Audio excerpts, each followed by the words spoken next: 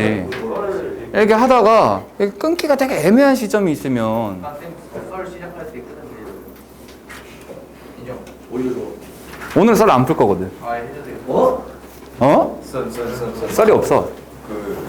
아까 하려고 했던 기질이라는 게 효소의 구조가 맞는 물질을 기질. 효소나 단백질 어떤 특정 부위에 단백질. 맞는 물질을 가지고. 그래서 그때도 수업할 때 기질이라고 얘기했는데. 그러니까 맞는데. 자, 그래서 오늘은 78페이지로 가죠. 78페이지. 자, 유전 정보의 흐름에서 생명 중심 원리라고 하는 게 있는데, 자, 생명 중심 원리는 무엇을 설명하는 거냐? 세포 내에서 이루어지는 유전 정보의 흐름을 설명하는 원리다. 우리가 지난주에 정리했을 때 그냥 유전자가 있으면 그 유전자로부터 뭐 단백질이 만들어진다. 이렇게 봤었죠. 그리고 그 뒤에 단백질이 기능을 하고 형질이 나타난다 이렇게 봤잖아. 그러면 이제 이번 주에 하는 거는 요 부분이라고 그랬지? 이렇게 가는 거. 이제 유전자로부터 단백질이 합성되는 과정. 자, 그래서 DNA의 유전 정보는 RNA를 거쳐서 단백질 합성으로 연결된다. 그래서 과정이 DNA에서 RNA를 거쳐서 그게 이제 단백질로 만들어진다. 자, 왜 이런 과정이 나타날까요? DNA는 어디에만 있고 핵 안에만 있고 단백질이 합성되는 과정은 어디서 일어나고 리보솜이라고 하는 세포질에 있는 소기관에서 일어나고. 그지? 그러니까 안에 들어있는 정보가 밖으로 빠져나와야 돼. 빠져나와야 되기 때문에 요 RNA라는 애가 그럼 무슨 역할을 하는 거야? 전달시켜주는 역할을 하는 거지. 이렇게 전달시켜주는 역할을 한다라고 해서 여기다가 스몰 m 이렇게 써줘요. 스몰 m. 메신저라고. 그러니까 정보를 전달해주는 메신저 역할을 한다고 mRNA라고 해요. mRNA. 그래서 DNA에서 mRNA가 합성되고 이 mRNA가 단백질을 합성하는데 관여하는 그런 과정을 가지고 생명 중심 원리라 그래. 그때 DNA에서 mRNA로 유전 정보가 흘러가죠. 그러니까 유전 정보가 흘러간다는 게 속히 말해서 DNA로부터 그냥 mRNA가 합성되는 거야. 얘로부터 얘가 합성되는 거야. 그 과정을 가지고 전사라고 부를 거고요. 전사. 그 다음에 합성된 RNA의 정보가 리보솜으로 넘어가서 단백질이 합성되는 과정으로 나타나는 거. 이거 가지고 번역이라고 할까? 번역. 그래서 전사 과정, DNA의 유전 정보가 RNA로 전달되는 과정이다. 그러면 DNA의 유전 정보가 RNA로 전달되는데 그냥 뭐라고 본다? DNA에서부터 RNA가 합성이 된다. 그러면 이 합성이 일어나는 장소는 어디겠다? 당연히 얘가 있는 곳이 되겠지. 어디? 핵 속에서 일어나요. 핵 속에서. 핵 속. 그래서 전사는 핵 속에서 일어나요. 자, 근데 번역이라고 하는 거. RNA의 유전 정보에 따라 단백질이 합성된다. 근데 단백질 합성되는 장소가 어디였어? 리보솜이라는 곳이었지. 리보솜은 어디에 있어? 세포질에 있죠? 그죠? 그래서 번역은 어디서 일어난다? 세포질에서 일어난다. 뭐 엄밀히 얘기하면 세포질에 있는 리보솜에서 일어난다. 이렇게 볼 수 있겠지. 자, 그래서 이렇게 과정이 그냥 간단하게 나와 있는데 이제 세부적으로 들어가면 조금 복잡해요. 자, 유전 정보의 저장 어떻게 저장되어 있대요? 유전 정보는 유전자를 이루는 DNA의 염기 서열에 저장이 되어 있다. 자, DNA의 염기 서열, DNA의 염기 서열 이게 무슨 말이야?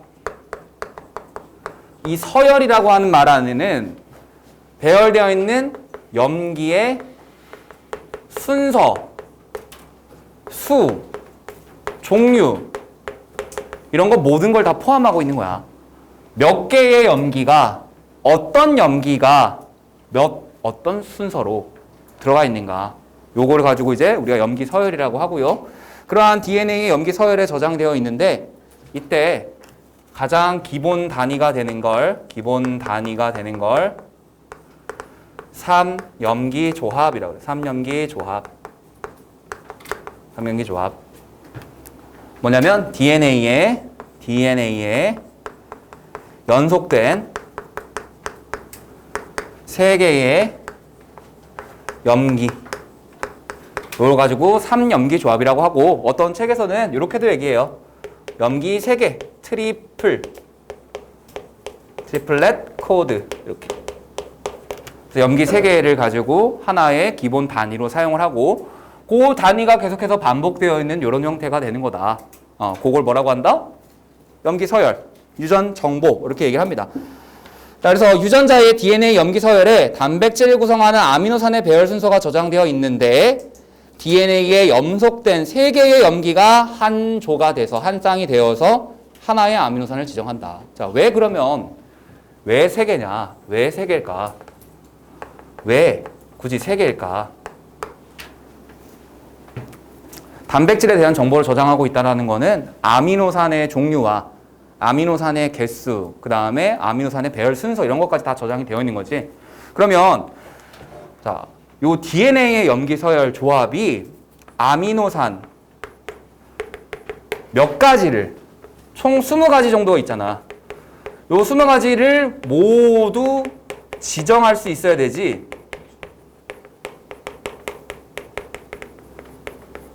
그지? 근데 예를 들어서 염기 1개를 가지고 한다고 해봐. 염기 1개를 가지고 기본 단위로 한다고 해봐. 그러면 몇 가지의 암호가 만들어질 수 있어? 자, 염기 1개만, 여기 1개만 가지고 만들 거야. 그럼 여기에 올 수 있는 게 뭐가 올 수 있어?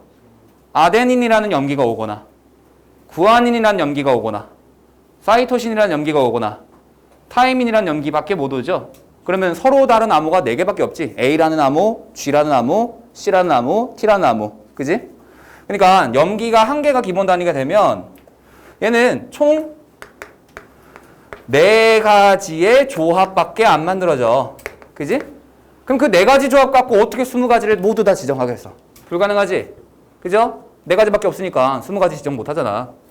자, 그러면 염기가 2개가 기본 단위가 되면 어떻게 될까? 이제는 염기가 2개가 오는 거야. 여기에 오는 염기도 있고 여기에 오는 염기도 있어. 여기에 올 수 있는 염기가 몇 가지가 있어?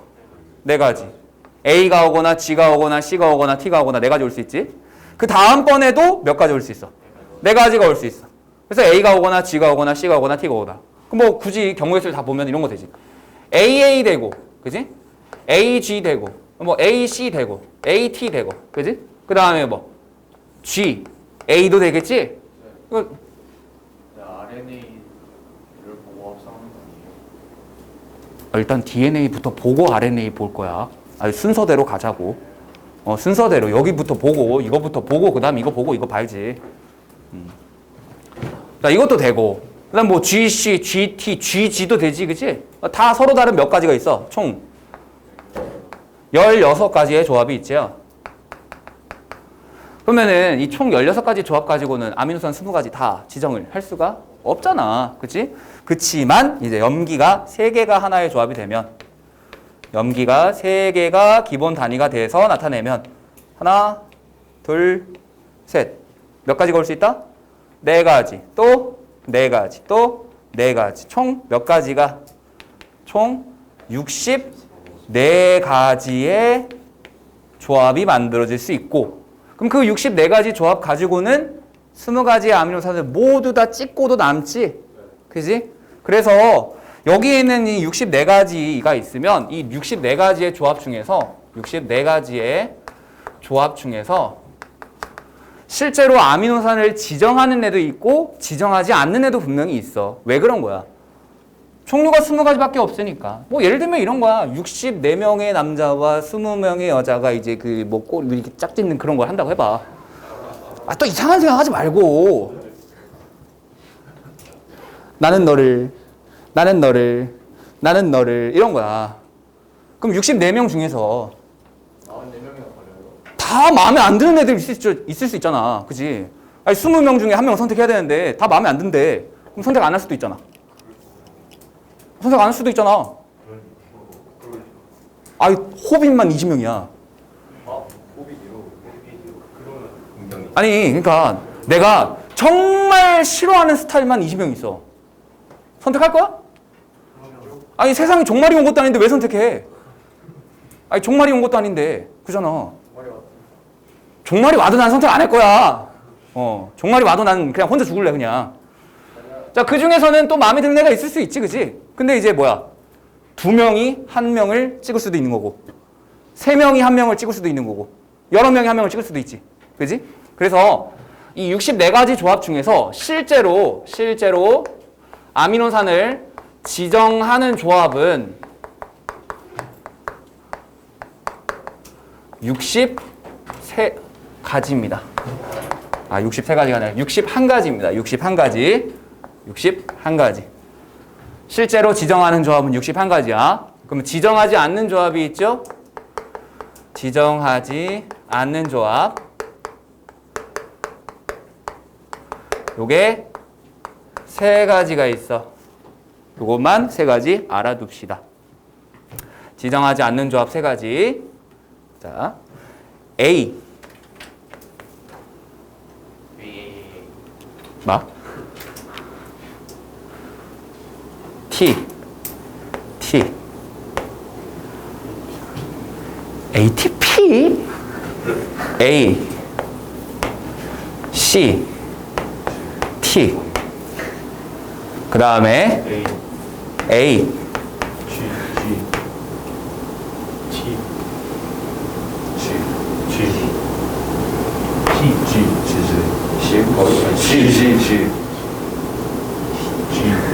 C. C라고. 왜 그런 거예요? 응? 왜 그런 거예요? 그러면은 내가 뭐라고 얘기하냐면 이렇게 얘기할 수 있을 것 같아. 실제로 봤더니 이래.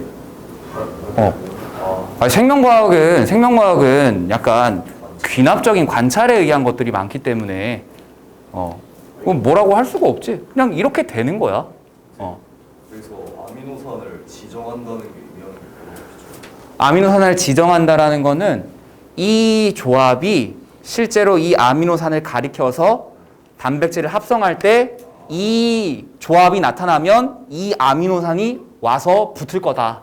약간 매개체 역할을 하는. 매개체라고 할 수도 있긴 한데 어떤 특정한 염기 조합이 있을 때 그 조합이 있으면 이 아미노산이 온다. 그래서 전체적인 과정을 다시 보면서 해석을 할 거야. 어쨌든 64가지 조합이 있는데 여기서 이제 실제로 지정하는 조합은 61가지고 지정하지 않는 조합은 3가지가 있는데 사실 엄밀히 얘기하면 요거보다 이제 뒤에 나오는 걸 더 잘 외워 주셔야 돼요. 요거 그냥 알아만 두시고. 그래서 이렇게 DNA의 염기 서열 기본 단위가 있으면 요거를 통해서 뭐가 만들어진다고? RNA가 합성이 된다고. RNA가 합성이 된다고. 자, RNA가 합성이 되는데 이 RNA가 합성이 될 때 특징이 어떤 거냐면 DNA에 염기가 있으면 그 염기와 상보적인 염기를 갖는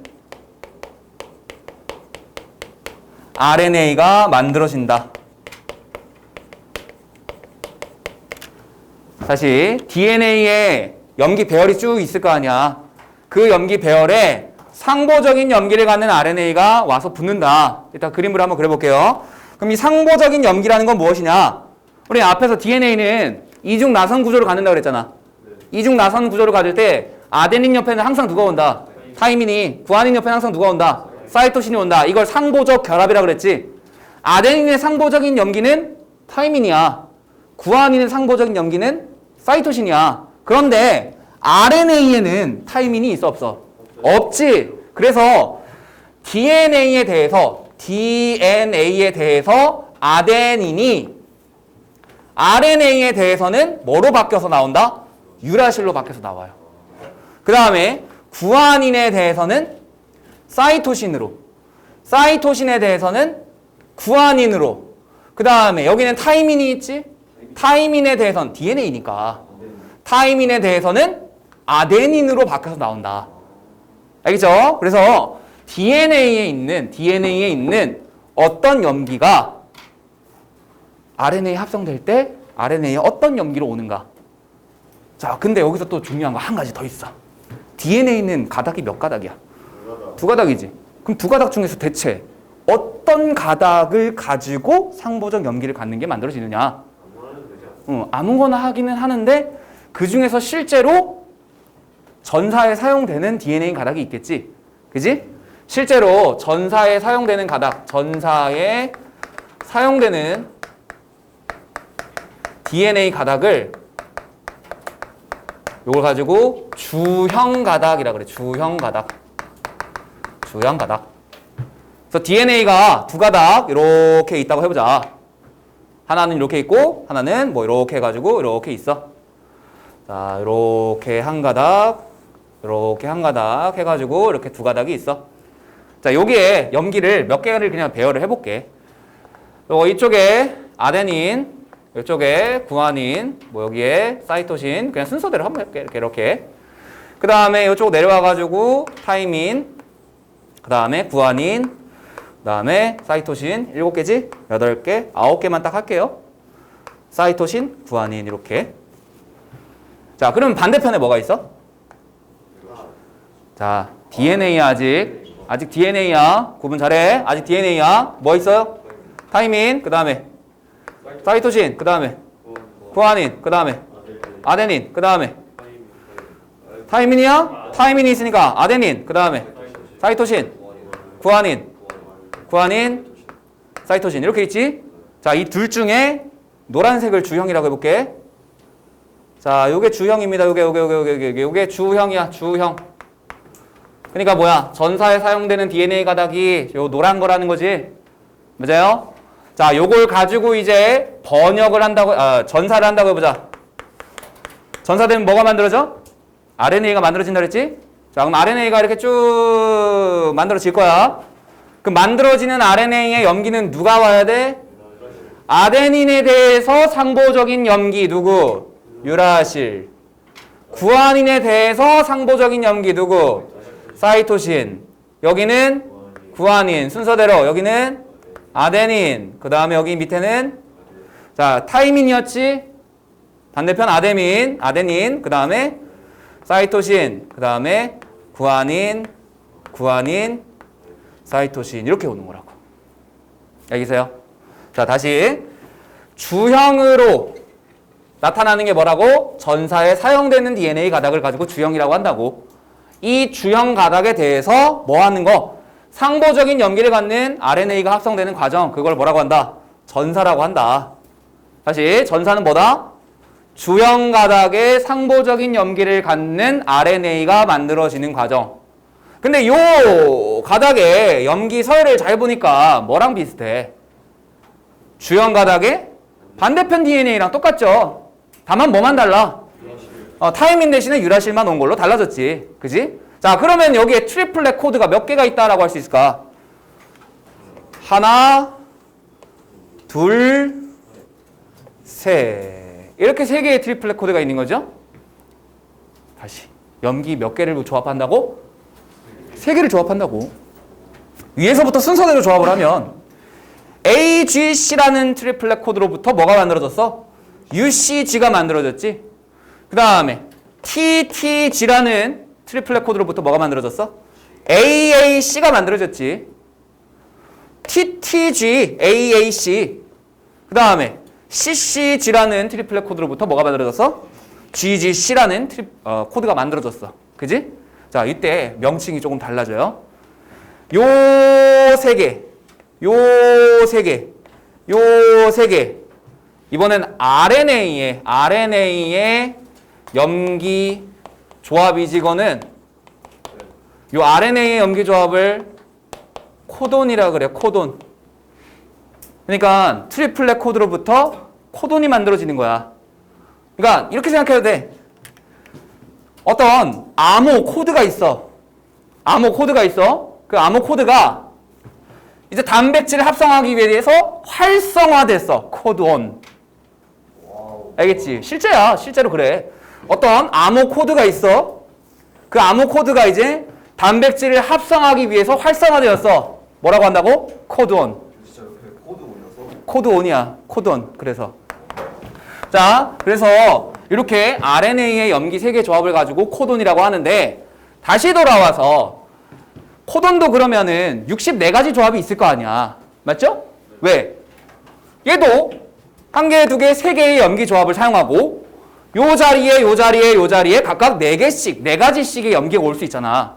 그러니까 이 코돈도 64종이 있는데 그 중에서 실제로도 아미노산을 나타내는 게 몇 가지?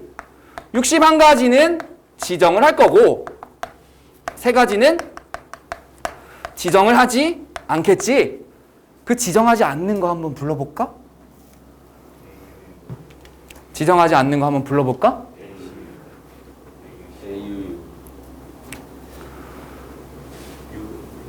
자,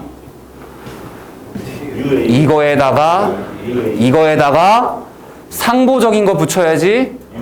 왜 그냥 그대로 읽어? U, A, A. 그 다음에 U, G, A. 그 다음에 A. A가 아니라 U, A, G. 첫 번째 거에 대응되는 게 요거죠. 두 번째 거에 대응되는 게 요거죠. 세 번째 거에 대응되는 게 요거죠. 요거를 뭐라고 부를까 그러면 아미노산을 지정하지 않는다. 더 이상 아미노산이 온다 안 온다? 아미노산이 오지 않는다. 그럼 뭐야? 끝났다. 뭐가 끝났다? 단백질 합성이 끝났다. 여기서 끝내는 거야. 그래서 이 3가지의 코돈을 뭐라 그래? 끝내는 코돈. 종결 코돈이라 그래. 그래서 종결 코돈은 더 이상 아미노산이 오지 않음을 의미하는 거고 끝내는 걸 얘기하는 거다. 자, 단백질이라는 것도 아미노산 1, 2, 3, 4, 5, 6, 7 해가지고 계속 오는 게 아니라 어디선가 끝이 있잖아. 그치? 그 끝을 누가 알려주는 거다? 얘네가 알려주는 거다. 자, 그럼 끝이 있으면 시작도 있겠지. 시작은 어디에 있을까? 여기 중에 하나예요. 여기 중에 한 가지가 뭐냐면 시작을 알리는 코돈이라 해서 게시 코돈이라 그래. 게시 코돈. 게시 코돈은 A, U, G예요. 그래서 A, U, G라고 하는 것부터 아미노산이 오기 시작하는 거야. 그래서 얘네가 오면 그대로 끝나는 거야. 무조건 AUG. 무조건 AUG밖에 없어요. 얘네 하나밖에 없어. 시작은 여기밖에 없어. 여기서부터 시작해서 요거가 오면 그 앞에서 끊어지겠지? 왜? 얘는 아미노산 갖고 와, 안 하고? 안 갖고 오니까. 그죠? 자, 이렇게 DNA의 염기 조합, 3가지 염기 조합 뭐라고 한다고? 트리플렛 코드라고 하는데 저 트리플렛 코드로부터 상보적인 염기를 갖는 RNA가 합성되는 과정을 뭐라고 한다? 전사라고 한다. 이 상보적인 염기를 갖는 RNA를 뭐라고 한다? RNA 염기 조합을 코돈이라고 한다. 그죠? 그래서 코돈도 64가지가 있는데 그 중에 61가지는 지정을 하고 3가지는 지정을 하지 않는다. 지정을 하지 않는 코돈을 뭐라고 한다? 종결 코돈이라고 한다. 그래서 종결 코돈이 왔을 때는 더 이상 아미노산이 오지 않는다. 그래서 여기서 끝나는 거다. 시작은 얘. 뭐? DNA에도 시작과 끝이 있어요. 당연히 있지. 그러면은 끝나는 게 저렇게 지정. 끝나는 게 쟤네로 끝나는 거니까 시작하는 것도 똑같이 얘랑 얘 반대되는 거 뭐야? T, A, C. 근데 그냥 코돈으로만 알고 있으면 돼. 코돈으로만. 이거는 알겠. 알겠죠? 그래서 DNA에서 시작하는 거 따로 외우지 마. 더 헷갈려. 더 헷갈리니까 그냥 코돈에서 시작과 끝만 외워주세요. 코돈에서 시작과 끝만 외워놓고 이거에 상보적인 걸로 DNA 갖다 붙이면 되는 거잖아. 맞지? 그냥 한 가지만 외워. 한 가지만. 뭐만? 코돈의 게시 코돈과 종결 코돈만. 게시 코돈 AUG, 종결 코돈 UAA, UGA, UAG. 이렇게.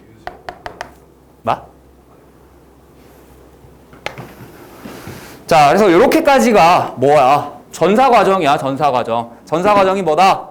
핵 속에서 일어나는 것이고 DNA의 염기 조합에 대해서 상보적인 염기를 갖는 RNA가 만들어지는 과정.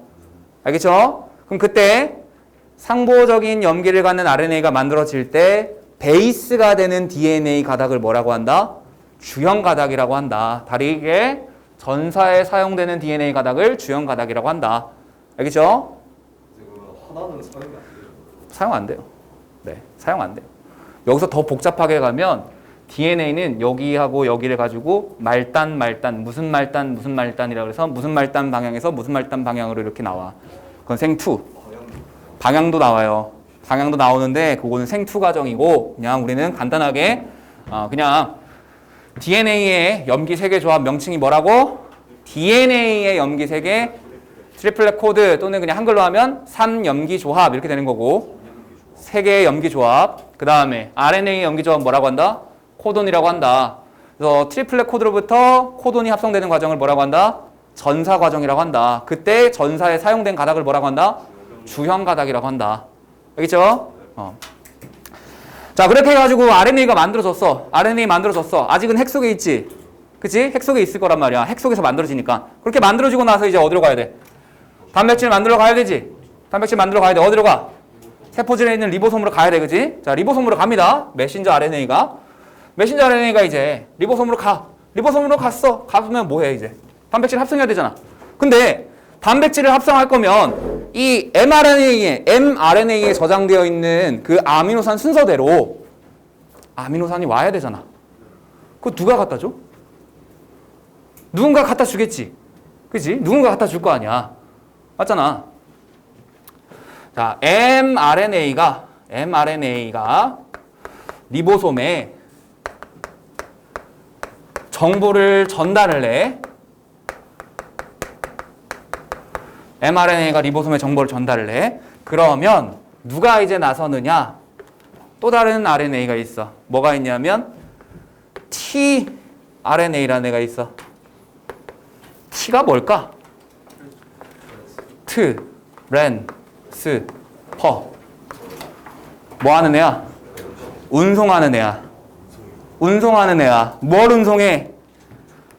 얘가 mRNA에 들어있는 정보에 따라서 뭐 해줘?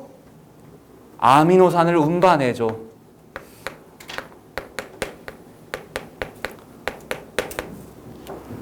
아미노산을 운반해줘. 그럼 이제 갖다 줬지? 갖다 줬으니까 이제 뭐만 하면 돼? 그 순서대로 붙이기만 하면 되지. 그지? 순서대로 그냥 붙이기만 하면 되죠? 순서대로 갖다 줬잖아. 순서대로 붙이기만 하면 돼. 자, 요거 다음 순서가 이제 뭐야?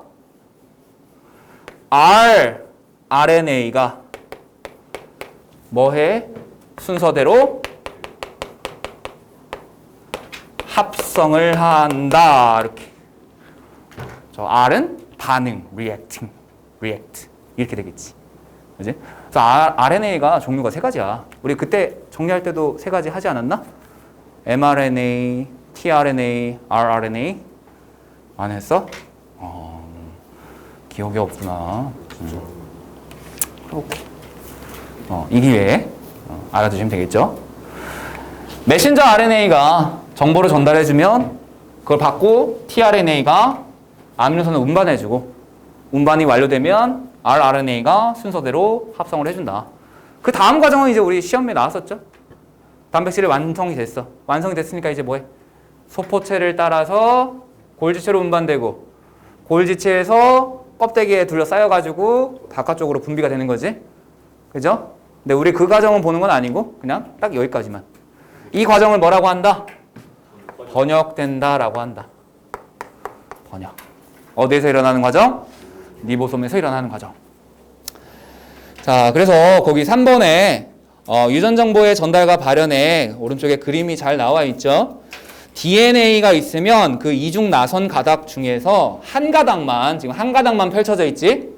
자, 그 한 가닥만 펼쳐져 있을 때 앞에서부터 3개씩 끊어줬죠? 그 3개씩 끊겨 있는 걸 뭐라 그래? 3염기 조합이라 그래. 자, 그 3염기 조합에 대해서 어떤 염기가? 상보적인 염기를 갖는 RNA가 밑에 만들어졌죠? 그걸 뭐라고 해? 전사되는 과정이다 라고 얘기를 하고 DNA의 3염기 조합에 대응되는 RNA의 염기 3개 조합을 뭐라고 그래? 코돈이라고 그래. 그래서 거기 잘 보이나? GCA라고 하는 트리플렛 코드에서 CGU라고 하는 코돈이 왔죠? 그지? 그 다음에 CCA에서 GGU라는 코돈이 오고 ATA에서 UAU가 오고 ACC에서 UGG라는 코돈이 왔죠? 그러면 그 각각의 코돈이 아미노산을 지정을 한다 그랬잖아. 그럼 그 지정하는 아미노산이 오는 거야, 밑으로. 누구야? CGU는 아미노산 1번, GGU는 아미노산 2번, UAU는 3번, UGG는 4번. 이렇게 해서 아미노산이 와. 누가 갖다 주는 거야? tRNA가 갖다 주는 거야. 그럼 tRNA가 갖다 주면 rRNA가 합성을 시작한다. 그래서 단백질이 완성이 되는 거야. 시작과 끝은 누가 알려주는 거야 또? 얘네가 또 알려주는 거지. 그지? 자, 이런 식으로 단백질이 합성이 된다라는 거예요. 그래서 이렇게 단백질이 합성이 돼서 분비가 되고 그리고 이제 걔네가 특정한 기능을 수행하면 뭐가 나타난다? 형질이 나타난다. 이렇게 되는 거예요. 과정은. 자, 그래서 요거를 가지고 우리가 생명 중심 원리라고 한다. 유전 정보의 흐름을 설명하는 거. 또 다음 페이지에 가면 유전 암호 체계의 공통성 이렇게 나와 있는데, 자, 말 그대로 지금 이거는 암호화되어 있지. 뭐가 암호화되어 있어? 어떠한 단백질이 만들어지는가에 대해서 단백질의 합성에 대한 정보가 들어있는 거긴 한데, 그 합성에 대한 정보가 염기 서열로 저장이 되어 있지. 그치? 근데 그 서열로 저장되어 있는 정보가 세균에서부터 사람까지 모두 다 어떻다? 똑같다. 그러니까 사람의 DNA를 세균한테다가 넣어주면 사람에서 나타나는 형질이랑 똑같은 형질이 세균에서 나타난다는 거야. 사람의 유전자를 뭐 예를 들어서 사람의 붉은 눈동자는 없구나. 푸른색 눈동자 유전자를 돼지한테 삽입을 해. 파란 털이 나. 그러면 돼지가 눈깔이 파래. 눈깔이 파라.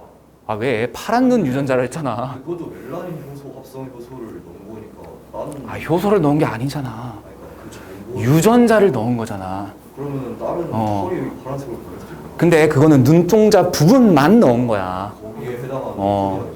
자, 그러니까 파란 눈동자 유전자를 돼지한테 삽입하면 돼지 눈깔이 파랗다고. 갈색 눈동자 유전자를 돼지한테 넣으면 돼지 눈깔이 갈색이라고. 돼지 눈깔 까만색. 그럼 그 유전자를 다른 사람에게 넣어도 사람한테 넣으면 사람한테서 발현이 된다. 근데 그거는 굉장히 윤리적인 문제가 있기 때문에 하면 안 된다. 중국들은 한다. 윤리가 다른 윤리가 없는 곳이니까 거기는. 지금 나중에는 그 형질에 해당하는 특정 코드를 배우기도 해요. 그거를 암호화되어 있는 코드를 해독해서 전부 다 만들어 놓은 지도가 게놈이야, 게놈. 유전자 맵, 게놈, 지놈이라고 하는 거. 유전자 맵이 거의 완성이 되었어요, 사람은. 그러니까 사람의 유전자를 가지고 다른 동물한테다가 삽입을 해서 사람한테 필요한 것들을 얻어내고 있어, 지금.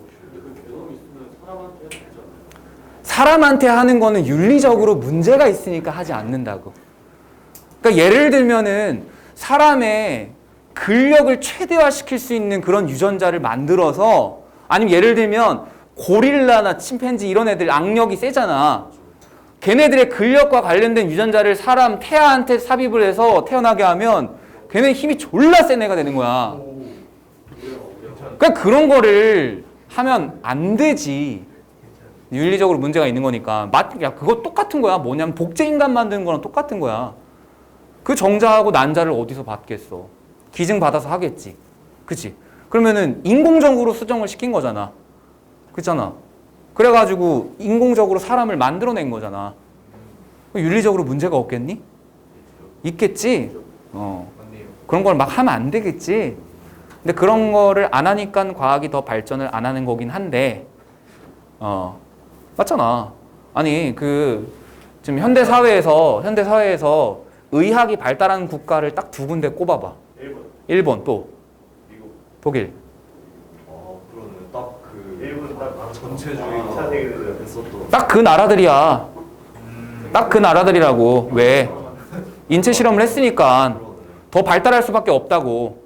왜? 이것저것 다 해보고 좋은지 나쁜지, 어떤 게 더 좋은지, 어떤 게 더 나쁜지 이런 것들 다 연구를 했을 거 아니야. 어쩔 수 없어. 그럴 수밖에 없어. 그지? 모르긴 몰라도 더 많이 본 놈이 더 잘하는 거지. 그지? 아무튼 그런 것들은 윤리적인 문제가 있어서 그렇다. 자, 그러면 유전 암호 체계가 이렇게 공통적으로 나타나는 원인을 딱 하나로 나타내면 두 가지로 나타낼게요. 하나는 내가 조금 이제 생각을 안 하는 부분이긴 하지만 뭐 하느님이 다 똑같이 만들었으니까 는 나는 신경 안 쓸 거예요. 전혀 과학적이지 않으니까. 정말 과학적으로 얘기하면 뭐다?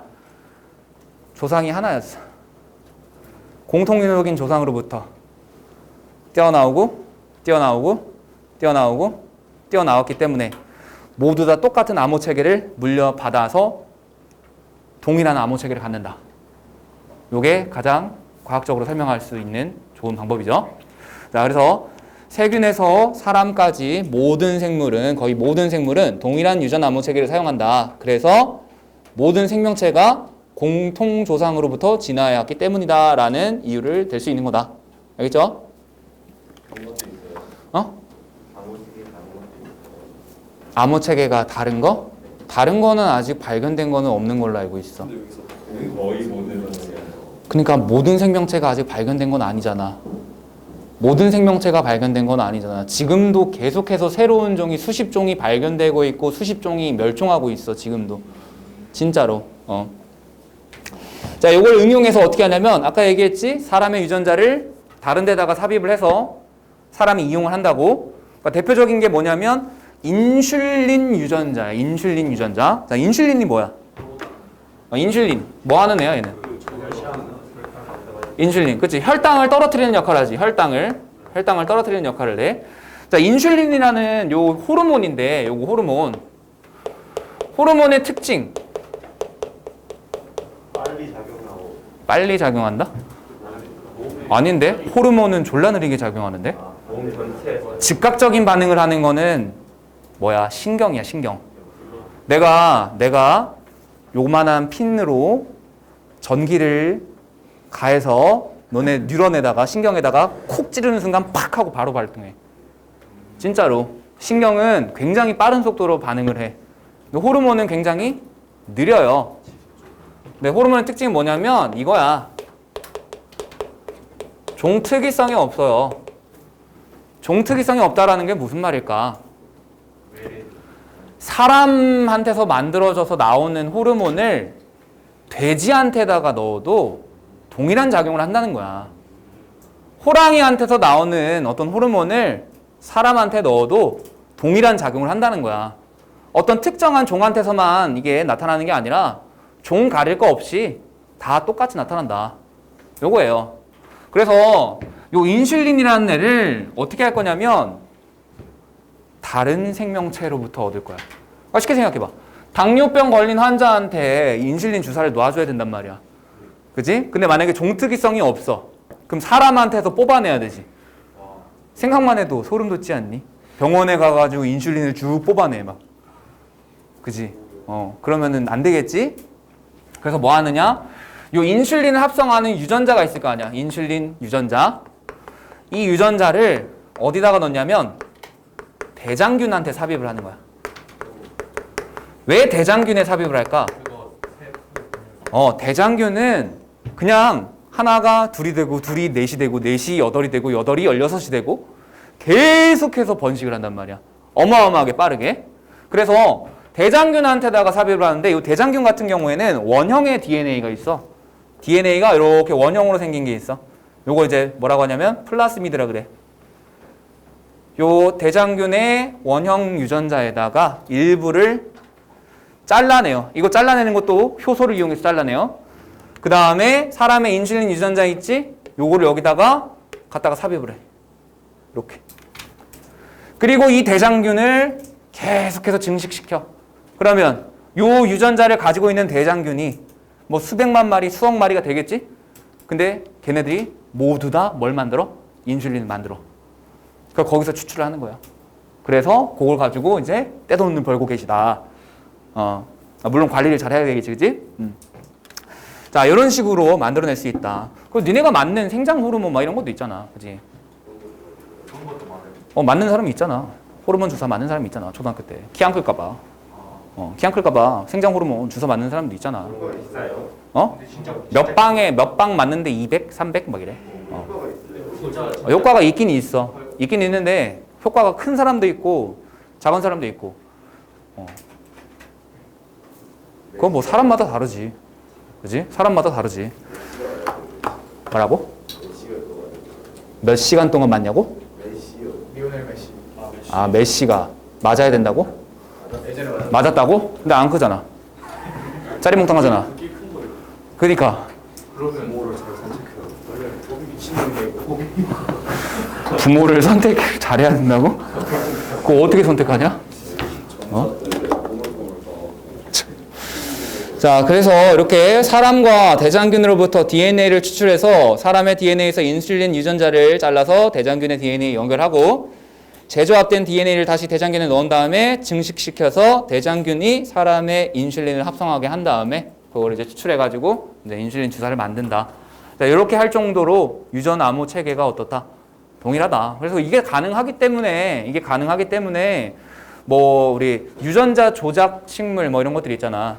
그지? 그러니까 뭐 다른 생명체에 있는 유용한 유전자를 뭐 얘한테다가 삽입을 해서 발현시킨다라든가 하는 것들. 그런 것들이 가능한 이유가 유전 암호 체계가 동일하기 때문에 그렇다. 그러니까 무슨 말이냐면 이거야. 어떤 놈한테든 AUG 코돈은 게시 코돈이야. 어떤 놈한테든 요거는 종결 코돈이야. 상어한테도 종결 코돈이야. 고래한테도 종결 코돈이야. 치타한테도 종결 코돈이야. 세균한테도 종결 코돈이야. 알겠지? 이런 말이에요. 자, 밑에 있는 문제 개념 확인 빨리 갑자. 한 분자의 DNA에 하나의 유전자가 있니? 그죠? 한 분자의 DNA에 하나의 유전자가 있니? 아니죠. 단백질의 유전 정보에 따라 합성되는 거 맞니? 맞죠. 유전자의 유전 정보는 DNA에 당과 염기서열에 저장된다. 당은 왜 들어갔니? 당은 어차피 다 똑같잖아. 뭐야 당이? 디옥시리보스라고 해야 돼요. 왜? DNA니까. 자, 그 다음에 세포 내에서 일어나는 유전 정보의 흐름을 나타내는 것이다. A는 전사, B는 번역. A 과정은 어디서? 핵 속에서. B 과정은 리보솜에서 또는 뭐 세포질에서. 자, DNA는 거기 보니까 이렇게 동그라미 해가지고 복제 이런 것도 있는데 저건 언제 일어날까? 세포 분열 시에 복제가 일어날 수 있죠. 그지? 선생님 그 전사에서 사가 실사자예요. 자, 그 다음에 DNA의 유전자가 발현되려면 전사가 일어나야 한다. 유전자가 발현된다는 건 뭐야? 단백질이 만들어지고 단백질이 기능을 수행하기까지의 과정을 보는 거잖아. 그지? 그러면 전사 일어나야 되죠. RNA의 유전 정보는 리보솜으로 전달되어 발현된다. 맞죠? RNA가 그냥 지만 유전 정보 갖고 있으면 뭐해? 아무것도 못 하잖아. 리보솜한테 갖다 줘야 리보솜에서 뭐해? 단백질 합성되잖아. 그지? 그 다음에 사람의 유전자에는 세균에서와 암호 체계가 달라서 발현되지 않는다. 발현되죠. 자, 이렇게 보시고요. 그 다음에 뒤에 가면 이제 유전질환 발생 원리와 유전정보의 발현 이렇게 있는데 이거 간단하게 그냥 내용만 볼게요. 자, 유전질환이라고 하는 거. 유전질환. 말뜻 그대로 뭐야? 유전이 되는 질환이지. 그지? 유전질환. 유전이 되는 질병. 이렇게 되는 거잖아. 그럼 유전이 되는 질병이라는 거는 뭐야? DNA에 이상이 있기 때문에 발생하는 병이다. 이렇게 보면 되겠죠? 그래서 부모 두 분 중에 한 분한테 DNA 이상이 있어. 그래서 유전 질환을 가지고 계셔. 그러면 자손한테 그게 그대로 가겠지? 그지? 그러니까 자손도 유전 질환을 갖게 되는 거다. 왜? 뭐 그건 뭐 스트레스성인 게 강하긴 하지만 근데 그러면은 정자 남자 때 그 부분을 떼어내고 수정을 시키면 되는 거 아니에요? 그거 자체가 윤리적으로 문제가 있는 거라고. 인간의 DNA 재조합이잖아 그러면. 그지? 인간 DNA 재조합이잖아. 그렇게 해가지고 무슨 전투 병기를 만들 것도 아니고. 그잖아. 그지?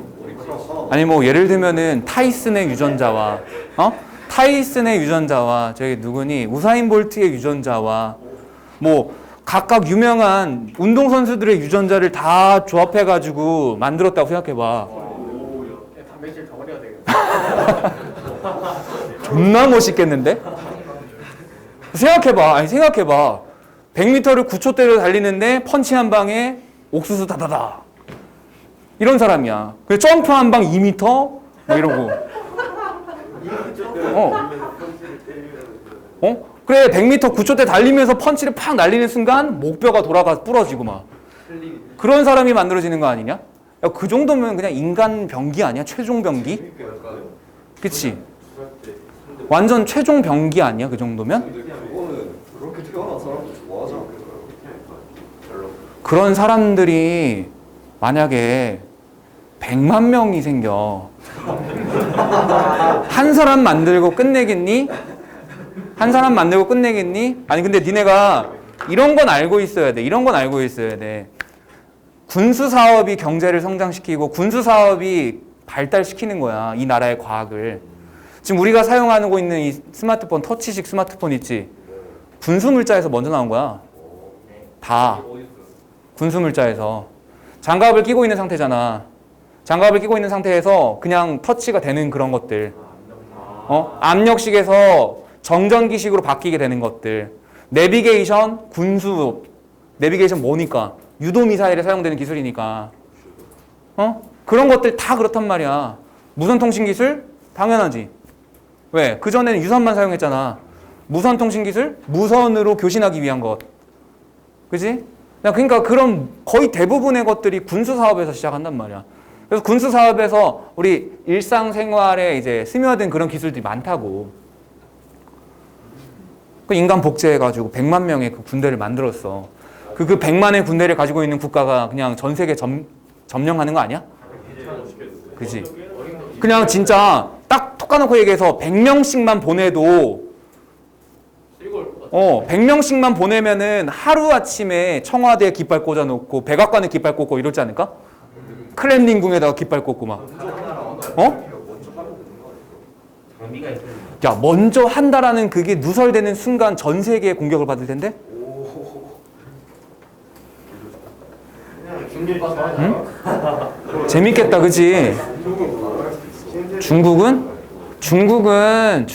충분히 가능성이 있는 게 걔네는 전부 다 국가 주도라서, 그지? 언론도 국가 편이고, 그지? 다 국가 편이잖아. 국가에서 다 통제하잖아. 걔는 이번에 동성끼리 수정을 시킬 수 있는 그러니까 수컷 남자를 만들고 암컷 정자를 만들고 만들 수 있어. 만들 수 있어. 도대체 어느 놈의 만들 수 있어. 세포만 가지고 있고 세포 안에다가 정자 중에서 X염 색체를 가지고 있는 정자의 핵만 삽입하고 정자의 Y염 색체 가지고 있는 핵을 삽입해가지고 인공 수정 시켜버리면 애가 어떻게 나오냐고? 정상적으로 나와. 정상적으로 나와. 아니 남자는 X염 색체도 있고 Y염 색체도 있잖아. X염 색체를 가지고 있는 정자의 핵이랑 Y염 색체를 가지고 있는 정자의 핵을 조합하면 남자가 태어나는 거고, X염 색체를 가지고 있는 정자의 핵이랑 X염 색체를 가지고 있는 정자의 핵이랑 조합하면 여자애가 태어나는 거고. 성별도 조절할 수 있어. 다 가능해. 중간적으로 만들 수 있어. 중간적으로 하는 건 그건 유전병이야. 그거는 염색체 이상에 의한 유전병. 예를 들면 XXY라고 하는 염색체를 이렇게 3개 갖고 있는 애가 있어. 클라인펠터 증후군이라 그래. 외관상으로 남성인데 가슴 발달하고 불임이야. 생식기 2개 있잖아. 생식기는 하나야. 무슨 생식기가 2개야. 아니 유튜브에서 봤어요. 너가 되게 뭐 있겠지. 돌연변이로 있겠지. 자, 아무튼 유전질환은 이런 겁니다. DNA 이상으로 인해서 발생하는 건데, 자, 무서운 게 뭐냐면 무서운 게 이거예요. 염기 중에 단 한 개만 교체돼도 유전병이 발생한다.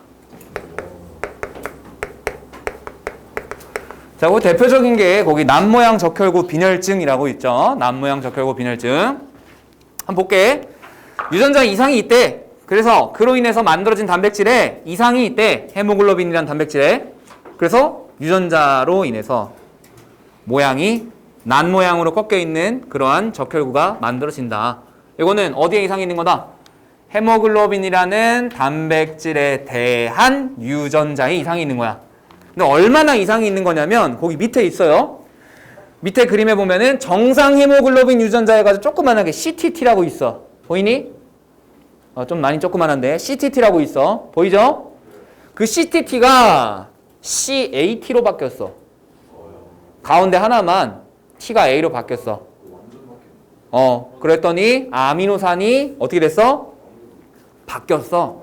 처음에는 파란색이었다가 붉은색으로 바뀌었죠? 아미노산 하나만 바뀌어도 우리 단백질의 기능이 달라지지? 그래서 모양이 어떻게 되는 거야? 난 모양으로 이렇게 만들어지게 되는 거야. 이렇게 난 모양 적혈구가 생기면 얘의 특징이 뭐냐면 일단 첫 번째, 산소 운반 능력이 떨어져. 정상적이지 못하니까 산소 운반 능력이 떨어져. 그 다음에 두 번째, 얘네가 자기네들끼리 결합을 잘해. 그러니까 얘네들끼리 모여가지고 혈관을 막아버리거나 해버려.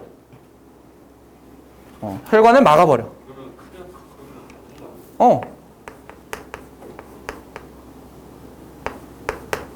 자기네들끼리 응축해서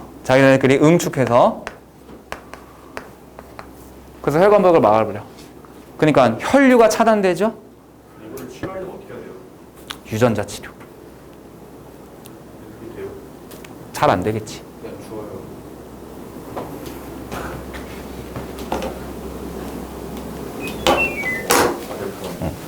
자, 그래서 우리 저 난모양 적혈구 빈혈증 거기 증상을 보시게 되면 정상 적혈구에 비해서 수명이 짧고 산소 운반 능력이 떨어진다. 그 다음에 모세혈관을 막아서 혈액의 흐름을 방해해서 여러 기관에 손상을 입힌다.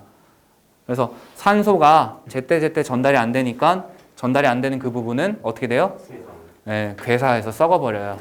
근데 무슨 병 막을 수 있지 않나요? 그러니까 너 어디서 뭐를? 병 막을 수 있지 않아요? 이 유전자를 가진 부족들만 그거 뒤에 나와요. 진짜요? 네, 뒤에 나와요. 말라리아. 맞아. 말라리아랑 관련해서 뒤에 나와요. 말라리아가 어떤 거냐면 근데 이렇게 유전자 변형돼갖고 나빠지는 경우는 막 스파이더맨처럼 좋아지는 경우는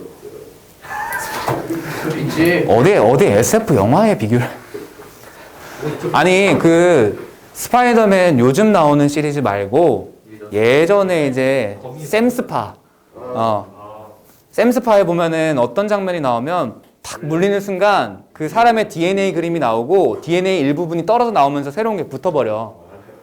그런 장면이 있어. 그러니까 뭐 그런 식으로 재조합이 되면은 뭐 어떻게 되겠지. 근데 거미가 아니라 그런 똑같은 모습이 아니라 눈깔이 8개 달리고 막 이렇게 되고 막 뭐 이상하게 되지 않을까? 응? 아무튼 뭐 그렇게 이상하게 되지 않을까? 영화는 영화일 뿐 너무 맹신하지 말자. 영화는 영화일 뿐 너무 맹신하지 말자. 알겠지? 영화 같은 일들이 벌어질 수 있는 세상이긴 하지만 영화는 영화일 뿐 너무 맹신하지 말자. 예를 들어서 내가 이렇게 딱 했는데 망치가 확 다가와. 그게 가능해? 안 되지.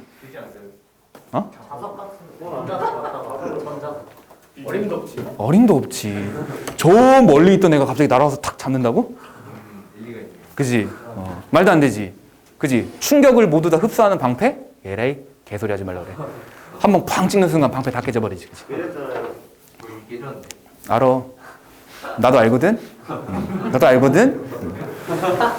자, 이렇게 난모양 적혈구 빈혈증 나타난다라는 거. 그 다음에 페닐케톤요증이라고 해서 되게 좀 어렵지? 페닐케톤 끊고 뇨 끊고 증.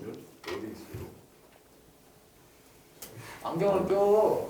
안경을 껴. 가까운 게 안 보이네. 자, 페닐케톤이라는 물질이 뇨 소변으로 나오는 증상입니다. 페닐케톤요증. 페닐케톤이라는 물질이 소변으로 나오는 증상이다. 그래. 자, 그게 왜 그러는 거냐면 페닐알라닌이라는 물질을 분해하는 효소가 있는데 그 효소를 합성하는 유전자 이상이 생기는 거예요. 그러면 이 페닐알라닌이라는 물질이 계속해서 쌓이게 되고 쌓이게 되고 쌓이게 되는데 얘가 쌓이게 되면 지적 장애가 생겨. 뇌의 신호 전달 체계를 방해하고 이래서. 그래서 머리가 안 돌아가. 자, 근데 그거를 분해를 해서 자꾸 배출해 줘야 되는데 분해하는 효소가 없어. 계속 쌓이죠. 쌓이고 쌓이고 쌓이는데 이 알라닌이라는 물질이 몸속에 쌓이다 보면은 페닐케톤이라는 물질로 바뀌어. 그래서 그 페닐케톤이 너무 많이 쌓이니까 소변으로 나오는 거예요. 그 정도가 되면 거의 이제 그래 맛이 갔다. 이렇게 볼 수 있는 거예요. 그래서 뇌 조직이 손상돼서 지적 장애 등의 증상이 나타나는데 이것 또한 유전자의 일부만 바뀌게 된 것이다. 그러면 이런 유전자의 일부가 바뀌게 되는 거 이걸 뭐라고 부를까? 돌연변이라 그래. 돌연변이라 그래. 돌연 갑자기 바뀐다. 갑자기 바뀐다. 갑자기 바뀌는 거. 돌연변이라 그래요. 그래서 이런 것들이 이제 대대손손 전달이 된다. 그죠? 자, 그래서 여기까지 하고 또 이제 우리 생명과학 이제 마무리 됐습니다. 그럼 다음 주에 또 요거와 관련해가지고 시험 보겠죠? 그래서 생명과학은 완전 진도 끝. 여기가 생명과학 범위 끝입니다. 저희 아직도 학교에서 응? 뭐라고? 자, 운동량과 충격량 요 파트를 하는데 그거 하기 전에 이제 관성이라는 거 우리 지난번에도 있었죠? 관성이라는 거. 관성이 뭐예요? 운동 상태를 유지하려는 성질이다 이렇게 얘기하잖아. 그지? 그래서 간단하게만 다시 정리할게. 운동 상태를 유지한다 해서 운동 상태가 의미하는 건 뭐였어요? 운동 상태. 얘네가 그지 얼마나 빠르게 어느 방향으로 그걸 나타내는 거지, 그지? 그래서 요 빠르기라고 하는 걸 나타낼 때 우리가 속력이라고 하는 걸 이용해서 나타내지, 그지? 속력이라고 하는 거. 오로지 뭐로만 표현되는 거야? 숫자로만 나타내는 거야, 숫자로만. 그리고 거기에 이제 방향이라는 개념이 들어가게 되면 그게 뭐야? 속도라는 거죠. 그지? 속도라는 거. 그래서 속도를 나타낼 때는 숫자로 얼마나 빠른지도 나타내지만 뭐도 나타낸다? 부호를 이용해서 방향도 나타낸다. 그지? 여기서 부호는 뭐야? 플러스하고 마이너스밖에 없어요. 플러스하고 마이너스밖에 없어요. 그럼 플러스하고 마이너스는 서로 반대되는 방향을 얘기하는 거고 내가 오른쪽을 플러스로 잡으면 왼쪽이 마이너스고 왼쪽이 플러스면 오른쪽이 마이너스다. 이렇게. 자, 어쨌든 이런 거를 운동 상태라고 하는데 요 운동 상태를 유지한다라는 거는 요거나 요게 변한다 안 변한다? 변하지 않는다. 그럼 이제 두 가지가 있지. 첫 번째는 뭐야? 빠르기가 0인 거야. 그러니까 빠르게 0인 거라는 거는 뭐야? 정지해 있는 거지. 그러니까 정지한 상태를 유지한다. 그걸 뭐라 그래? 정지관성. 이렇게 얘기하고 그 다음에 빠르기가 0이 아니야. 빠르기가 0이 아니야. 그럼 얘는 이제 운동하고 있는 거죠? 운동하고 있는데 이걸 가지고 운동관성이라고 하고 운동관성을 갖는 물체는 어떤 운동을 한다라고 했지 우리? 네, 속도가 변하지 않는 등속 직선 운동. 근데 직선 운동을 꼭 붙여야 돼요. 예. 한 방향으로 가야죠. 한 방향으로. 등속 원운동은요. 그거는 방향이 바뀌잖아요. 그거는 등속력 원운동이지. 등속도라고는 할 수 없는 거야. 등속도라고 하면 안 되지. 그래서 등속도라고 안 하잖아. 그러니까 그러면 저거를 등속식 그러니까 등속 운동이라 해도 관계가 없는 거 아니에요? 어차피 직선 운동. 그 등속이지. 그 등속이 등속력인지 등속도인지. 그러니까 등속도 운동이라. 등속도 운동이라고도 해.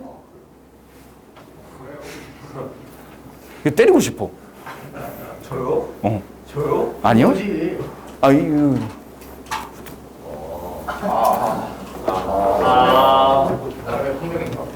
때리고 싶다고. 이렇게 때리고 싶다고. 다른 의미로 때리는 게 아니라 요걸로. 포상이야 이거는. 오케이. 자, 그래서 정지해 있는 물체는 계속해서 정지해 있으려고 하고 그지? 그 다음에 움직이는 물체는 계속해서 움직이려고 하는 거, 요걸 가지고 관성이라고 한다. 자, 그러면 이 관성이라는 건 언제 크게 작용한다? 관성의 크기는 뭐에 비례한다? 질량에 비례한다. 그러니까 쉽게 얘기하면 뭐야? 질량이 큰 애가 속도 변화시키기가 더 힘들다. 멈춰있는 애를 움직이게 할 건데 질량이 큰 애가 더 움직이게 하기 어렵다. 그지? 그러면 질량이 크면 클수록 더 큰 효과를 주려면 힘을 더 크게 줘야 되지. 그죠? 그럼 반대로 생각해봐. 더 큰 효과를 준다라는 거는 질량이 큰 애한테 더 큰 효과가 가해지는 거지. 질량이 작은 애한테는 작은 효과가 주어지는 거고. 그죠? 자, 그래서 이렇게 관성의 크기 봤고요. 관성에 의한 현상, 뭐 정지해 있던 물체가 계속 정지해 있으려는 거, 정지관성. 등속 운동하는 거, 운동관성. 이렇게 있으니까 이거 알아만 두시고요. 그래서 두 번째 운동량으로 바로 들어갑시다. 운동량. 운동하는 물체에 대해서 운동의 효과를 나타내는 물리량이다. 그러면 아까 방금 전에 뭐라고 그랬어? 질량이 큰 애한테는 크게 효과를 줘야지만 운동을 할 수 있다. 맞아? 질량이 작은 애한테는 작게 힘만 줘도, 작게 효과만 줘도 움직이게 할 수 있지요. 그지? 그러면 운동의 효과가 큰 애랑 작은 애는 질량과 관련시켜보면 어떨까? 질량이 작은 애한테는 작은 효과만 줘도 되는 거고, 질량이 큰 애한테는 큰 효과를 줘야지만 운동할 수 있게 하는 거지. 그러니까 이 운동의 효과라는 거는 질량의 크기에 따라 달라지겠지. 맞아요? 그래서 이 운동량이라는 거 하는 걸 나타낼 때 질량이라는 물리량으로도 나타내고, 그 다음에 효과가 크면 클수록 더 빠르게 움직일 거 아니야.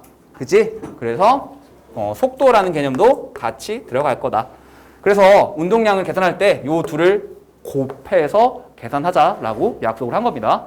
그래서 운동량을 기호로 쓰면 P 이렇게 되고, 질량은 M, 그 다음 속도는 V 이렇게 나타낼 수 있죠.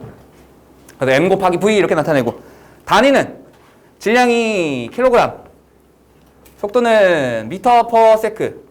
그지? 그래서 운동량의 단위는 킬로그램, 미터 퍼 세크라고 하는 단위를 가지고 있고, 자, 그 다음에 우리 이제 크기를 봤으니까 방향을 갖는지를 한번 봐야 되겠지? 방향은 갖는다, 안 갖는다? 갖는다. 왜? 방향을 갖는 애가 있으니까 갖겠죠. 그래서 얘가 부호가 플러스면 운동량도 플러스가 되겠고, 얘가 운동량이 뭐야? 속도가 부호가 마이너스면 운동량도 부호가 마이너스겠지. 그지?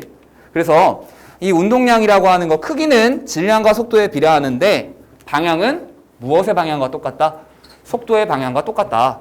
다만 너네가 계산할 때 중요한 건 뭐냐? 질량을 킬로그램으로 항상 바꿔야 된다. 속도는 단위를 미터 퍼 세크로 바꿔야 된다. 이거 안 알려줄 거야. 이거 알아서 해. 이거를 이렇게 하는 거. 이거 초등학교 때 배우지? 누구야? 너야?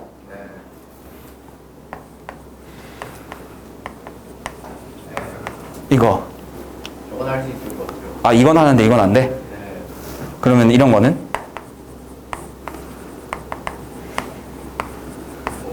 이런 거? 잘 60 곱하고 60 맨이 뭐예요? 민. minute. 이거 그냥 어떻게 하면 돼? 야, 이게 의미하는 게 뭐야? 이게 나눈다는 거지. 그러니까 1시간 분의 한 1km 이렇게 되는 거잖아. 그냥 어떻게 하면 되는 거야? 시간을 초로만 몇 초? 3600초. 그 다음에 킬로미터는 1000m. 이렇게 하면 되잖아. 그럼 미터 퍼 세크 되잖아. 어렵지 않아요.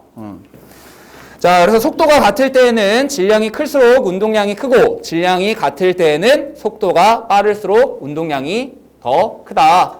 방향은 속도의 방향과 같다. 그 다음에 하나만 더 쓸게요. 우리 이런 거 배운 적 있을 거야. 운동, 에너지 배운 적 있나요? 배운 적 있죠? 중학교 때. 아이, 왜?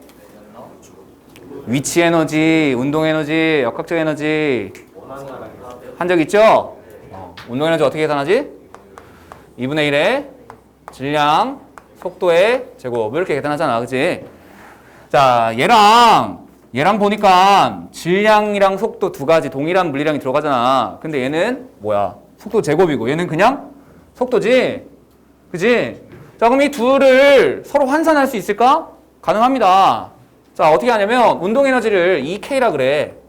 키네틱 에너지. 이게 2분의 1 mv 제곱이야. 이렇게 돼. 양변에다가 수학적으로 같은 물리량 곱해도 상관없죠?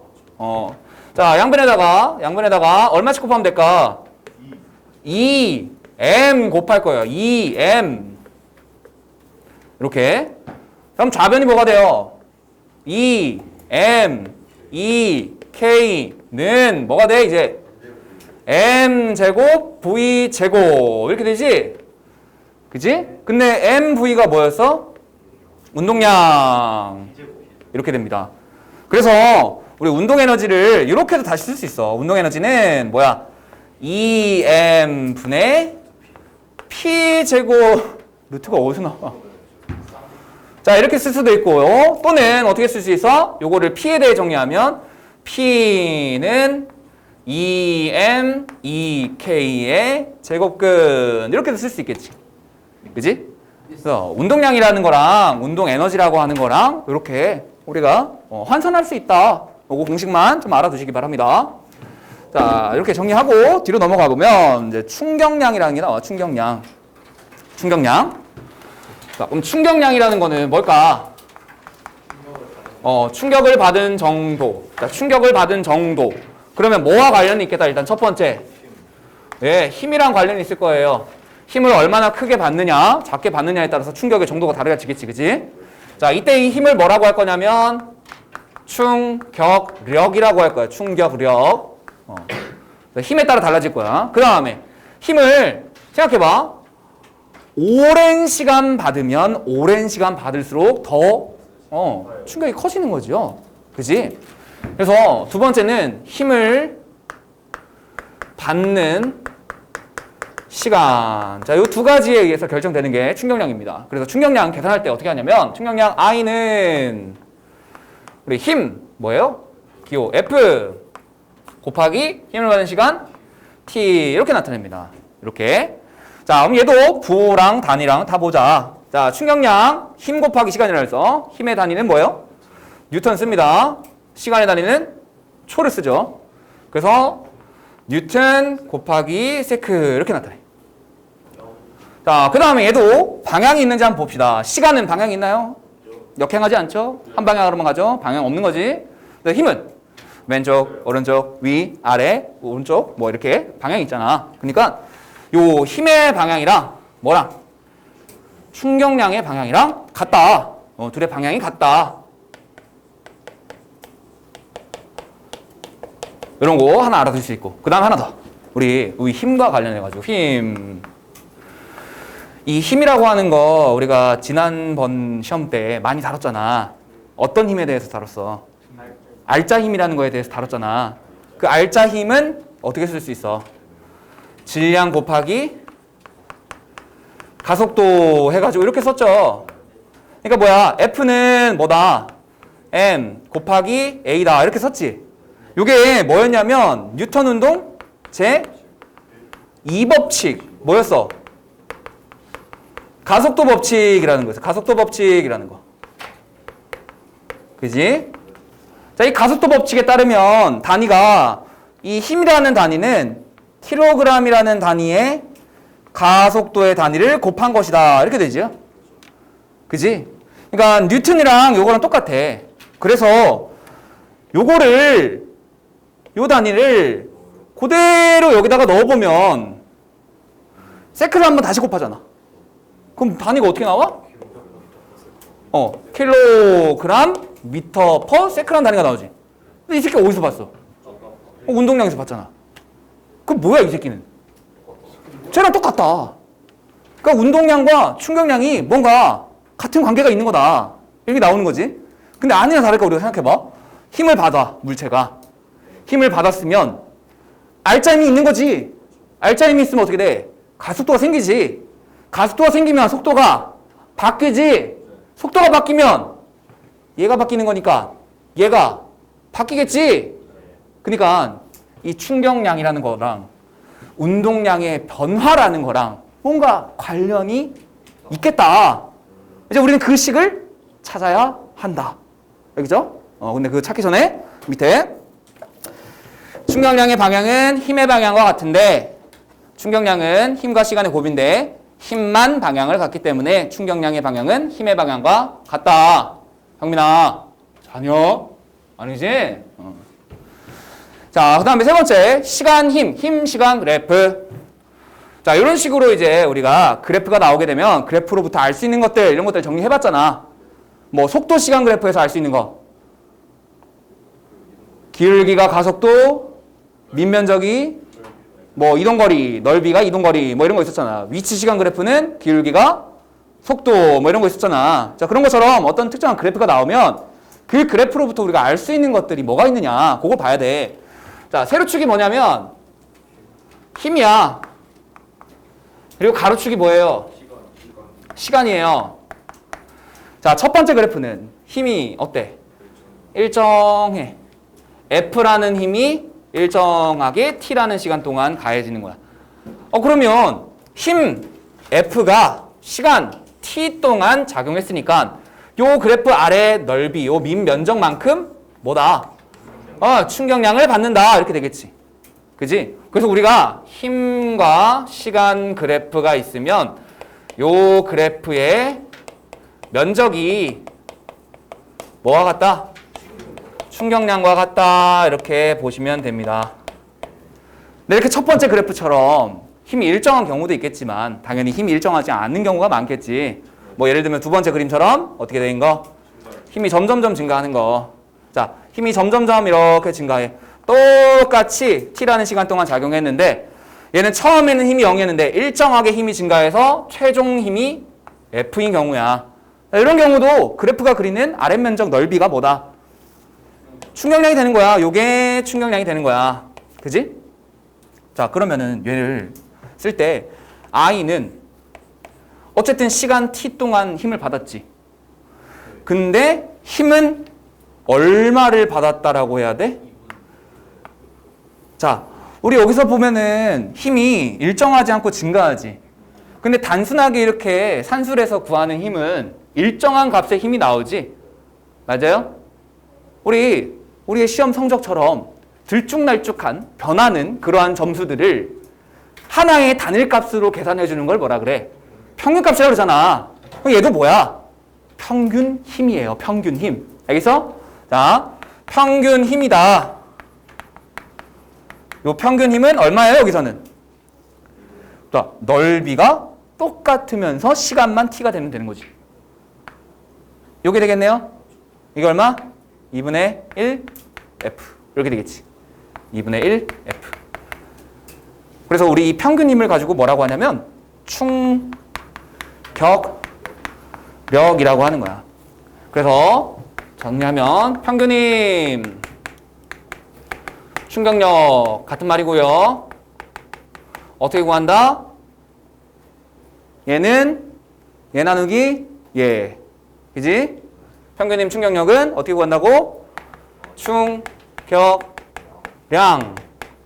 I 나누기 힘을 받은 시간 T 이렇게 구한다. 이거? 물음표. 모른다고. 일정하지 않으니까. 일정하지 않으니까. 모르겠어. 모르겠어. 근데 구할 수는 있어. 어떻게? 밑넓이를 시간으로 나누면 된다. 밑넓이, 충격량을 시간으로 나누면 평균님 구할 수 있다. 그러면 마지막 그래프처럼 어떻게 되는 경우? 이렇게 되는 경우. 이거 뭐라 그래? 정규 분포 곡선이라고 그러지? 그지? 이거 밑넓이 구하라는 거 나올까? 안 나오겠지? 이건 적분해야 나올 수 있는 거잖아. 나오는 거 없어. 대신에 이걸 적분해서 구하라고는 안 나오고 알려주거나 아니면 그냥 단순하게 이렇게 계산을 해서 i가 얼마다. 그래서 면적이 얼마다. 이 정도는 나올 수 있어. 근데 이 그래프를 주고 그래프 자체를 가지고 면적 구해라. 이거 적분 안 나온다고. 적분의 적자도 모르잖아 우리는. 무슨 적자야? 나을 적. 오, 안 해? 그래? 미안. 자, 그 다음에 이제 운동량하고 충격량의 관계를 봅시다. 운동량하고 충격량의 관계 아까 간단하게 얘기했지 이렇게? 자, 이걸 식으로 한번 찾아볼게요. 식으로 정리 잘해야 된다. 자, 충격량은 어떻게 쓴다 그랬어? 충격량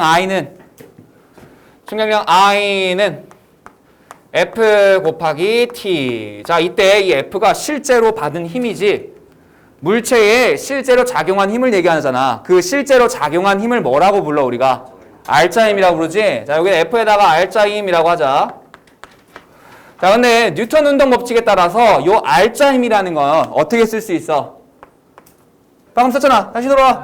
어디가? 여기까지 봐. 이렇게 쓸 수 있잖아. 어? 다시 가. 질량 곱하기 가속도라고. 곱하기 시간이라고. 근데 우리 요 가속도라는 거 있지? 가속도. 이거 뭐야? 단위 시간이라는 시간 동안 속도의 변화량. 이래가지고 어떻게 구했냐면 얘는 t 분의 나중 속도 빼기 처음 속도 이렇게 했단 말이야. 맞아요? 여기까지 했었죠? 다. 그대로 집어넣어. 어떻게 돼? 는 t 사라져. mv 마이너스 mv0 이렇게 나오지. mv 마이너스 mv0 이렇게 나온다고. 이게 뭐야? 자, 질량의 속도 곱한 물리량을 뭐라 그랬어 우리가? 운동량이라 그랬지. 근데 속도가 나중 속도가 들어가니까 나중 운동량. 그 다음에 여기는 처음 속도가 들어가는 거니까 처음 운동량. 그거를 빼준대. 나중에서 처음을 빼준대. 뭐예요 이게? 운동량의 변화량. 이렇게 된다. 선생님 근데요 저기 T에서 다 델타 붙여야 되는 거 아니에요? 뭐가? T에서 다 델타 붙여야 되는 거 아니에요? 상관없어. 여기 만약에 T 초기 속도가 0이 아니에요? 응? 초기 속도가 0이 아니에요? 초기 속도가 0이 아니라는 게 무슨 말이야? 그러니까 T가 그냥 이따가 얘기해. 델타 빼도 상관없어. 자, 그래서 우리 운동량의 변화량은 뭐다? 충격량이다. 이렇게 한 번에 정리할 수 있죠? 운동량의 변화량은 충격량이다. 자, 그래서 충격량을 크게 하면 운동량이 변하겠죠. 더 많이. 그지? 그래서 대포를 쏠 때 포신이 길수록 포신이 길다. 그럼 뭐야? 힘을 받는 시간이 더 늘어나지. 늘어나니까 충격량이 커지고 충격량이 커지면 운동량 변화가 커지는 거잖아. 자, 요거 생각해봐. 운동량 변화가 커진다는 건데 대포의 대포 R이 처음에 속도 0으로 멈춰 있잖아. 얘가 커진다는 거는 얘가 커지는 거지. 얘가 멈춰 있는 거니까. 그러니까 더 빠른 속도로 날아가죠. 그럼 또 같이 해석해봐. 더 빠른 속도로 날아가면 어떻게 돼? 더 멀리 가서 떨어지지. 그지? 왜 다 앞에 거랑 연결된 거야. 자, 그래서 이렇게 포신이 길수록 포탄을 멀리 보낼 수 있고 야구공을 큰 힘으로 치면 커지니까 커진다, 멀리 간다. 이렇게 되겠지? 자, 밑에 문제. 관성에 의한 현상. 버스가 갑자기 출발하면 서 있던 승객이 뒤로 넘어간다. 맞네요. 달리기를 할 때 선수가 결승선에서 바로 멈추기 어렵다. 자, 이거 무슨 관성이야? 운동 관성이야. 대포를 쏘면 포신이 뒤로 밀린다. 네, 요거는 작용 반작용과 관련된 거지. 질량이 100g인 물체를 던졌더니 20m/s로 날아갔다. 운동량의 크기는 자, 단위를 어떻게 해야 된다고요? 킬로그램으로 해야 된다고요. 자, 1kg은 몇 그램? 1000g이야. 그러면 200g이면은 100g이면 0.1kg이죠? 0.1 곱하기 20 하니까 2km/s. 그 다음에 200g인 공이 10m/s의 속도로 벽에 수직으로 충돌하여 반대 방향으로 5m/s의 속도로 튀어나갔다. 자, 여기에 대놓고 반대 방향 이렇게 나와 있죠. 자, 운동량이라고 하는 물리량은 방향이 굉장히 중요하죠. 옆에다가 그림 하나 그려놓자. 벽을 하나 그려주고요. 질량이 200g인 공이 오른쪽으로 몇의 속도야 지금? 10m/s. 10m/s로 날아가고 있다가 벽에 충돌했대. 그래서 꽝 해가지고 부딪혀서 튕겨 나왔대. 자, 튕겨 나왔을 때 얘가 이번에는 튕겨 나왔으니까 왼쪽으로 가겠지 당연히? 5m/s야. 자, 그러면 우리가 방향을 이제 설정해 줘야 되잖아. 어디를 플러스로 잡을까? 오른쪽을 플러스로 잡죠. 그럼 여기는 플러스, 여기는 마이너스. 자, 그러면은 처음 운동량은 얼마야? 10m/s 곱하기 200g이니까 0.2kg. 얼마? 2kg m/s 이렇게 되죠. 그 다음에 튕겨 나온 다음에 나중 얼마예요? 마이너스 5m/s의 속도고 0.2kg. 그러면 마이너스 1kg m/s 이렇게 되지? 자, 그러면 우리가 충격량의 크기를 구하라 그랬으니까 충격량은 뭐다? 운동량의 변화량이다. 변화량 어떻게 구한다? 나중에서 처음을 뺀다. 그래서 충격량 I는 어떻게 된다? 나중 마이너스 1kg m/s 빼기 처음 플러스 2kg m/s 이렇게 되겠지? 그래서 얼마? 마이너스 3kg m/s고 충격량이니까 뉴튼 세크로 써주자. 이렇게. 그지? 자, 그럼 이게 의미하는 게 뭐야? 3뉴턴 세크로 충격량을 받았는데 어느 방향으로? 왼쪽 방향으로. 그러니까 크기니까 그냥 3이라 쓰면 되죠? 크기니까. 크기 쓰라고 그러면 마3이라고 하지 말고 그냥 3이라고 해야지. 자, 그 다음에 운동량과 충격량에 대한 설명으로 옳은 것과 옳지 않은 거. 운동량의 방향은 속도의 방향과 같다. 맞네요. 충격량의 방향은 물체에 작용한 힘의 방향과 같다. 맞네요. 충격량의 단위는 속력의 단위와 같다. 속력의 단위가 아니라, 그치? 운동량의 단위와 같은 거죠. 자, 그래서 다음 시험은 여기까지입니다. 그리고 문제는 어디를 풀어야 되겠어? 81부터 88 이렇게 되겠죠? 자, 81에서 88이고 자, 다음 주에 워크북 나와요. 1권 생명과학 파트만. 알겠죠? 그것도 이제 같이 나갈 겁니다.